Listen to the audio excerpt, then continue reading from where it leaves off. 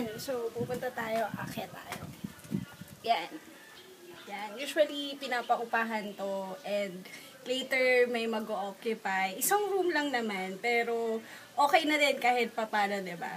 So, yung mag-o-occupy nito yung sa Tesla. So, akyat tayo para ma-check nyo yung room. So, ayan. Akyat tayo.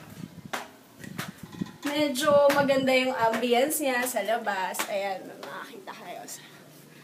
Yan. Ayan yung napakagandang view niya.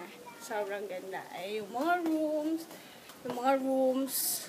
So, yan. Napakaraling rooms. Tapos, ayan. Makikita niyo yung napakagandang beach sa loob. Tapos, ito yung room. Later, dito sila magsistay. So, usually, pwede silang bumili. May electric fan. Ito yung parang sieving area. Tapos, ito later. Yan. Dito sila mag-stay. Yung sa Tesla. Yung, ayan, yung may towel na sila. Ayan, may towel. May kit na sila for bathing and everything. Yan. Yung CR. Yung bed, ng pag-stayan nila. Ayan. Kung gusto nila ng aircon, pwede. TV, usually TV. Yan. Yan lang naman. And, yan. Yung comfort room. Kita niyo yung comfort room. Yan. Shower. Ayan. Kita niyo yung shower. Yan. Simple lang naman, pero maganda yung ambience niya pag gising mo sa umaga. Ayan. Tapos yan, makikita nyo. Yan. Yan. Ganda. Tapos yung bed. Ayan. Yung bed na yan, yung tatay ko yung gumawa. Actually, pinagawa niya. Pero siya nag-design. Ayan. Medyo, yun ang gusto ng tatay ko. Mahilig siya mag-design ng bahay, ng mga furniture, at kung ano-ano pa. Mahilig siya dyan. Yan yung kinakabisihan niya. After niyang mag-optional sa pagiging police. So, ayan. Marami pang rooms dito. Same lang naman ng mga rooms. Yung isa na ransack. So, kailangan pang ayusin. Yung isa lock. So, ayan. Hindi ko mabuksan, pero maganda sana to. Ayan.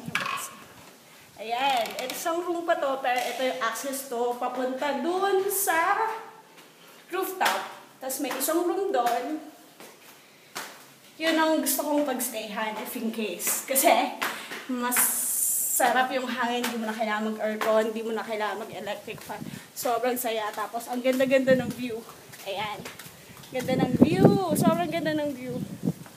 Ayan, mahangin. Ayan yung pamakin ko. Yan. Mahilig kami maglaro dito and everything.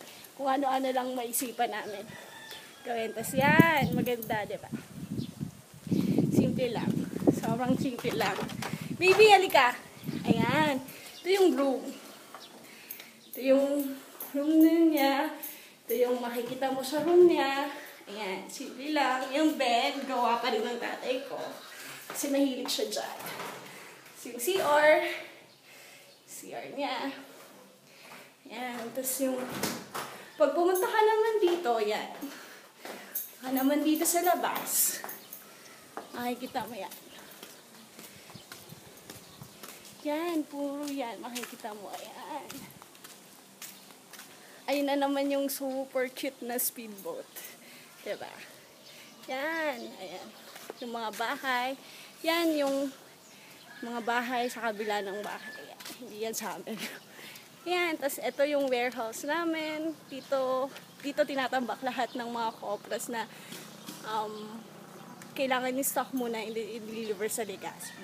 Tas nagbebenta din kami ng gravel and sand. Kung gusto nyo, kontakin nyo lang ako. Ganyan. O kontakin nyo kung sino sa pamilya namin.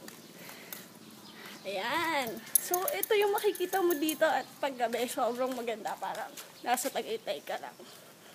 Na may sea, ha? May dagat. Ayan, sobrang. Pamangkin ko. So, bababa na tayo. Yan. Doon sa ground floor, usually doon kami natutulog. O doon nag-stay na tsaka tatay ko. Kasi most of the time, nasa barangay doon ako, doon sa tindahan namin. So, bababa na kami ng pangkin ko. Yan. Nakikita niyo yan. Yan. Yan lahat naman.